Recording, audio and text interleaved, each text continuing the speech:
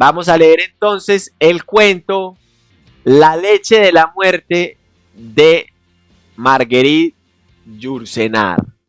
Recordemos que este cuento está en el libro Cuentos Orientales. La larga fila beige y gris de los turistas se extendía por la calle ancha de Ragusa. Los gorros adornados con trencilla y las opulentas chaquetas bordadas que se mecían al viento a la puerta de las tiendas encendían los ojos de los viajeros a la búsqueda de regalos baratos o de disfraces para los bailes de a bordo. Hacía un calor como solo puede hacerlo en el infierno. Las montañas peladas de Herzegovina proyectaban en Ragusa sus fuegos de espejos ardientes. Philipp Mead entró en una cervecería alemana en donde zumbaban unas cuantas moscas enormes en medio de una asfixiante penumbra. La terraza del restaurante daba paradójicamente al Adriático, que reaparecía allí en plena ciudad, en el lugar donde menos se le esperaba, sin que aquella súbita escapada azul sirviera de otra cosa que no fuera añadir un color más a lo abigarrado del mercado. Un hedor pestilente ascendía de un montón de desperdicios de pescado que estaban limpiando unas gaviotas de blancura casi insoportable. No llegaba brisa alguna del mar. El compañero de camarote de Philippe, el ingeniero Jules Boutron, bebía ante una mesa redonda de zinc, a la sombra de una sombrilla color de fuego que recordaba desde lejos una gruesa naranja flotando en el mar. «Cuénteme otra historia, viejo amigo», dijo Philippe, dejándose caer pesadamente en una silla. «Necesito un whisky y una historia cuando estoy delante del mar.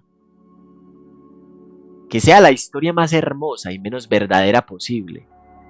Que me haga olvidar las mentiras patrióticas y contradictorias de algunos periódicos que acabo de comprar en el muelle. Los italianos insultan a los esclavos a los griegos, los alemanes a los rusos, los franceses a Alemania y a Inglaterra, casi tanto como a esta última. Todos tienen razón, supongo. Hablemos de otra cosa.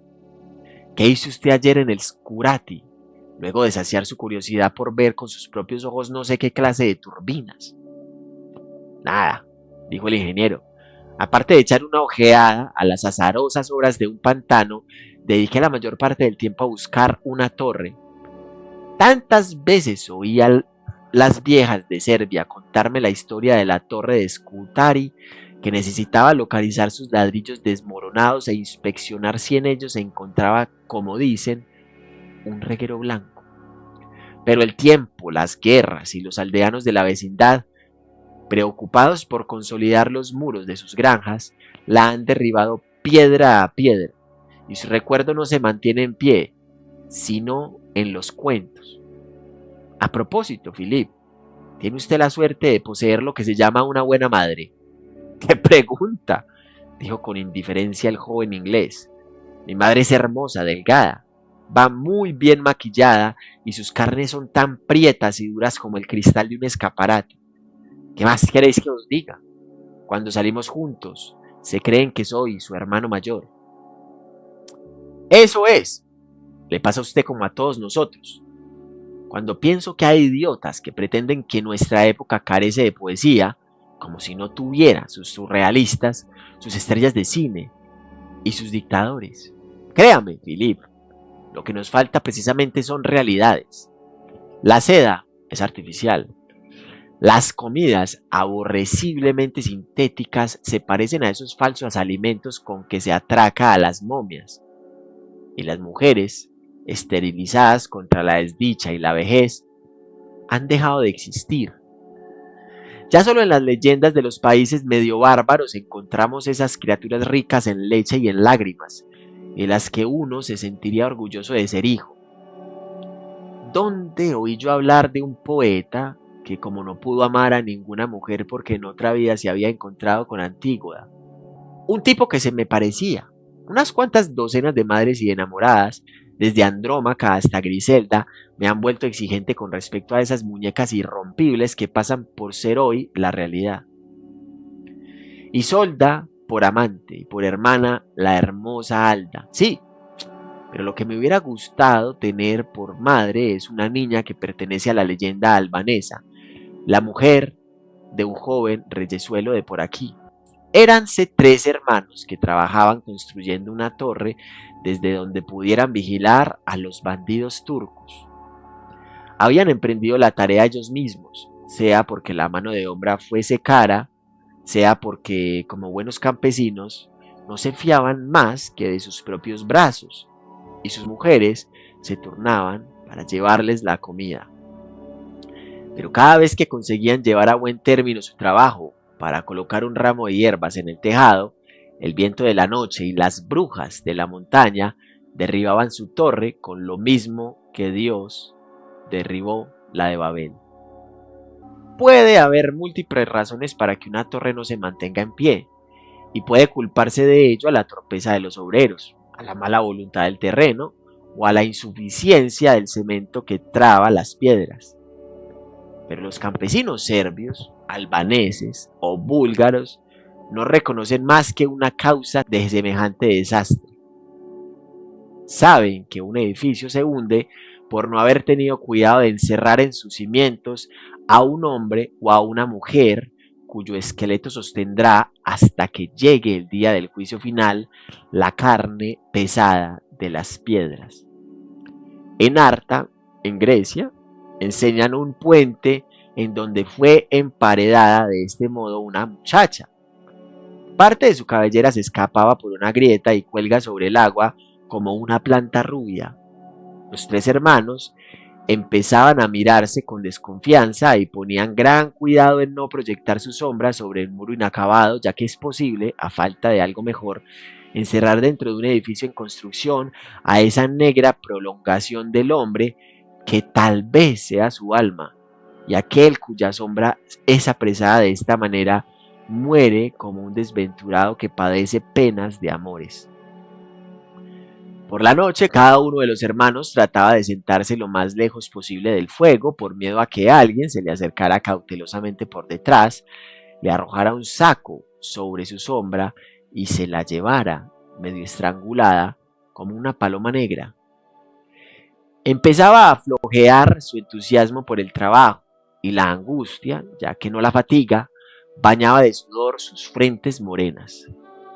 Por fin, un día, el mayor de los hermanos reunió a su alrededor a los más pequeños y les dijo: «Hermanitos, hermanos en la sangre, la leche y el bautismo, si nuestra torre se queda sin terminar, los turcos volverán a penetrar por las márgenes del lago, escondidos tras los juncos.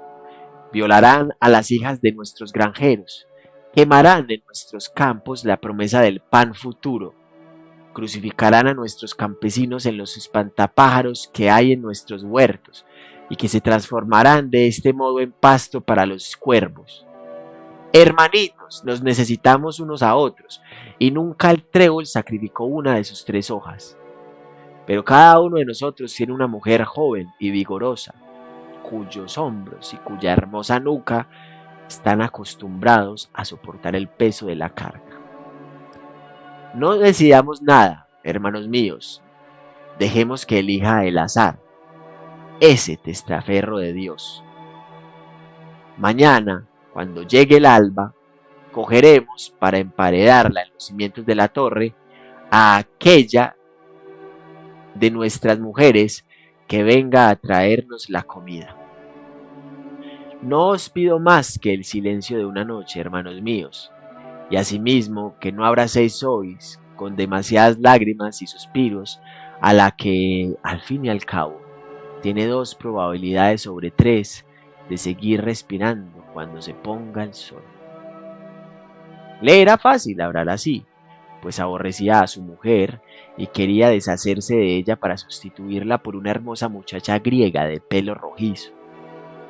El hermano segundo no hizo ninguna objeción, ya que contaba prevenir a su mujer en cuanto regresara, y el único que protestó fue el pequeño, pues temía por costumbre cumplir sus promesas. Enternecido por la magnanimidad de sus hermanos mayores dispuestos a renunciar a lo que más quería en favor de la obra, acabó por dejarse convencer y prometió callar toda la noche.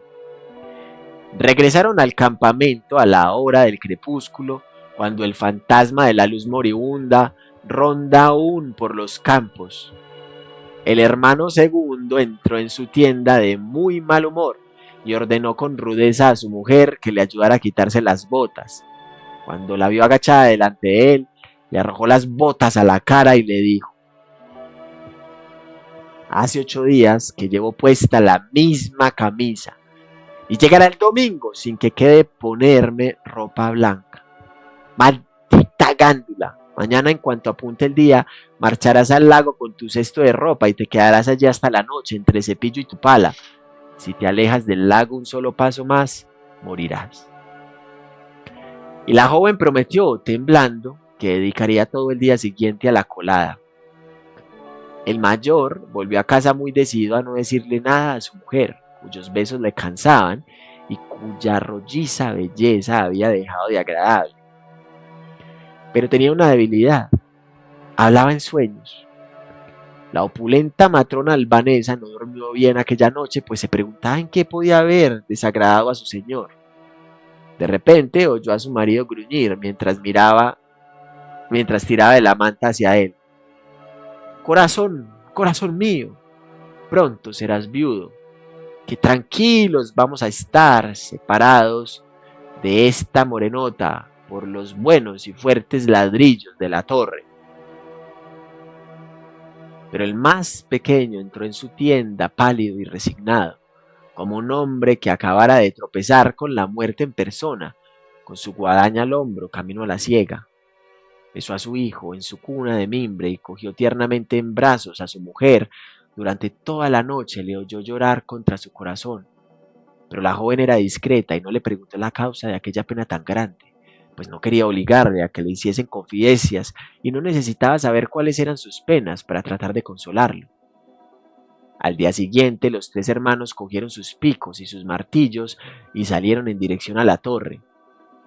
La mujer del hermano segundo preparó su cesto de ropa y fue a arrodillarse delante de la mujer del hermano mayor. «Hermana», le dijo, «querida hermana, hoy me toca a mí ir a llevarles la comida a los hombres, pero mi marido me ha ordenado, bajo pena de muerte, que le lave sus camisas blancas, y mi cesto está lleno». «Hermana, querida hermana», dijo la mujer del hermano mayor, «con mucho gusto iría yo a llevarles la comida a nuestros hombres, pero un demonio se me metió anoche en una muela. Uy, estoy que no sirvo para nada. Todo lo más para gritar de dolor». Y dio una palmada sin más preámbulos para llamar a la mujer del hermano pequeño. «Mujer de nuestro hermano pequeño», dijo, «querida mujercita, el menor de los nuestros, vete tú hoy en nuestro lugar a llevar la comida a los hombres, pues el camino es largo, nuestros pies están cansados y somos menos jóvenes y menos ligeras que tú. Ve, querida muchacha, que vamos a llenarte la cesta con un montón de cosas suculentas para que nuestros hombres te acojan con una sonrisa, a ti que serás la mensajera que vas a aplacar su hambre». Y le llenaron la cesta con peces del lago confitados en miel y pasas de Corinto, con arroz envuelto en hojas de parra, con queso de cabra y con pastelillos de almendras saladas. La joven puso tiernamente a su hijo en brazos de sus cuñadas y se fue sola por el camino con su fardo a la cabeza y su destino alrededor del cuello como una medalla bendita e invisible para todos, en la que Dios mismo había escrito a qué clase de muerte se hallaba destinada y cuál era el lugar que ocuparía en el cielo. Cuando los 3 hombres la vieron llegar desde lejos, figurilla pequeña que aún no se distinguía, corrieron hacia ella. Los 2 primeros, inquietos por saber si habían tenido éxito su estratagema. El mayor se tragó una blasfemia al descubrir que no era su morenaza, y el segundo dio gracias al Señor en voz alta por haber salvado a su lavandera. Pero el pequeño se arrodilló, rodeando con sus brazos las caderas de la muchacha, y le pidió perdón gimiendo. Después se arrastró a los pies de sus hermanos y les suplicó que tuvieran piedad. Finalmente se levantó y el acero de su cuchillo brilló al sol. un martillazo en la nuca lo arrojó aún palpitante a orillas del camino. La joven, horrorizada, había dejado caer su cesta, y las vituallas dispersas fueron el deleite de los perros del rebaño. Cuando comprendió de qué se trataba, tendió las manos al cielo. Hermanos, a los que yo jamás falté, hermanos, por el anillo de boda y la bendición del sacerdote, no me matéis. Avisad a mi padre, que es jefe de clan en la montaña, y él os proporcionará 1000 sirvientas a quienes podréis sacrificar. No me matéis, amo tanto la vida. No pongáis entre mi bien amado y yo una pared de piedras. Pero se calló de repente, pues advirtió que su marido, tendido a la orilla del camino, ya no movía los párpados y que sus cabellos negros estaban manchados de sesos y de sangre. Entonces, sin gritos ni lágrimas, se dejó arrastrar por los dos hermanos hasta el nicho que habían horadado en la muralla redonda de la torre, pues que iba a morir, ¿para qué llorar? Pero en el momento en que colocaban el primer ladrillo ante sus pies calzados con sandalias rojas, recordó a su hijo, que acostumbraba a mordisquear sus zapatos como un perrillo juguetón.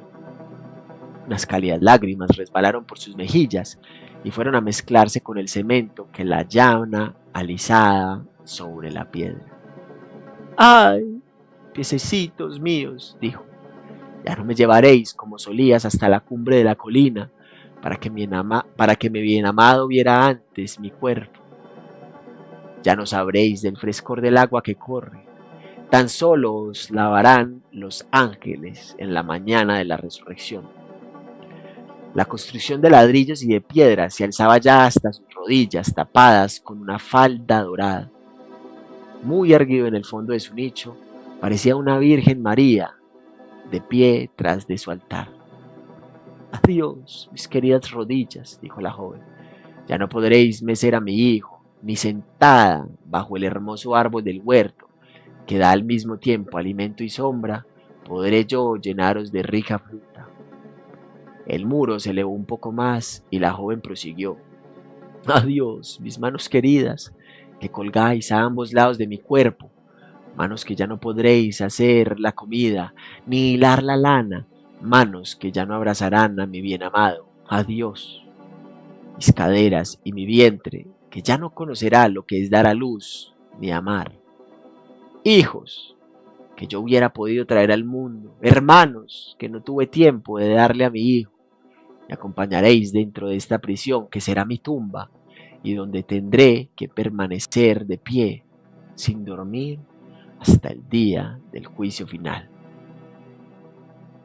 El muro le llegaba ya al pecho. En aquel momento un estremecimiento recorrió la parte superior del cuerpo de la joven, y sus ojos suplicaron con una mirada semejante al ademán de dos manos tendidas. Cuñados, dijo, por consideración no a mí, sino a vuestro hermano muerto, pensad en mi hijo y no lo dejéis morir de hambre. No emparedéis mis pechos, hermanos, que mis dos senos permanezcan libres bajo mi camisa bordada, y que me traigan todos los días a mi hijo por la mañana, a mediodía y al crepúsculo. Mientras me queden unas gotas de vida, bajarán hasta la punta de mis senos para alimentar al hijo que traje al mundo, y el día en que ya no me quede leche, beberá mi alma. Consentid esto, malvados hermanos, y si lo hacéis así, ni mi marido ni yo os pediremos cuentas cuando nos encontremos en la casa de Dios. Los hermanos, intimidados, consintieron en satisfacer aquel último deseo y dejaron un intervalo de 2 ladrillos a la altura de los pechos. Entonces la mujer murmuró: Hermanos queridos, poned vuestros ladrillos delante de mi boca, pues los besos de los muertos dan miedo a los vivos, mas dejad una ranura delante de mis ojos para que yo pueda ver si mi leche le aprovecha a mi niño. Hicieron como ella les pedía y dejaron abierta una ranura horizontal a la altura de los ojos. Al llegar el crepúsculo, a la hora en que su madre tenía por costumbre darle de mamar, trajeron al niño por el camino polvoriento, bordeado de arbustos pequeños, medio comidos por las cabras, y la emparedada saludó la llegada del niño con gritos de alegría y bendiciones a los dos hermanos. Unos chorros de leche empezaron a brotar de sus dos senos, duros y tibios, y cuando el niño, hecho de la misma sustancia que su corazón, se durmió contra sus pechos, empezó a cantar con voz amortiguada por el muro de ladrillos. En cuanto le quitaron al niño del pecho, ordenó que lo llevaran al campamento para dormir, pero durante toda la noche se oyó la tierna melopea bajo las estrellas, y aquella canción de cuna, a pesar de la distancia, bastaba para impedir que el niño llorase. Al día siguiente, ella ya no cantaba y su voz era muy débil cuando preguntó cómo había pasado Vania la noche. Al día siguiente cayó, pero aún respiraba. Sus pechos, todavía habitados por su alimento, subían y bajaban imperceptiblemente dentro de su jaula. Unos días más tarde, su soplo de vida fue a juntarse con su voz, pero sus senos inmóviles no habían perdido nada de su dulce abundancia de fuentes, y el niño, dormido en el hueco que formaban, oía aún latir su corazón. Luego aquel corazón tan acorde con la vida fue espaciando sus latidos. Sus ojos lánguidos se apagaron como el reflejo de las estrellas, que en una cisterna sin agua y a través de la ranura ya no se vio nada más que dos pupilas vidriosas que ya no miraban el cielo. Aquellas pupilas acabaron por licuarse y dejaron lugar a dos órbitas huecas en cuyo fondo veíase la muerte, pero el pecho joven permanecía intacto y durante 2 años más, al llegar la aurora, al mediodía y al crepúsculo, continuaba manando el surtidor milagroso hasta que ya el niño dejó de mamar por su propia voluntad. Tan solo entonces los pechos agotados se redujeron a polvo, y en el borde del ladrillo ya no quedaron más que unas pocas cenizas blancas. Durante varios siglos, las madres enternecidas acudieron a la torre para seguir con el dedo, a lo largo del ladrillo rojo, los surcos trazados por la leche maravillosa, y luego la misma torre desapareció, y el peso de la bóveda dejó de aplastar al ligero esqueleto de mujer.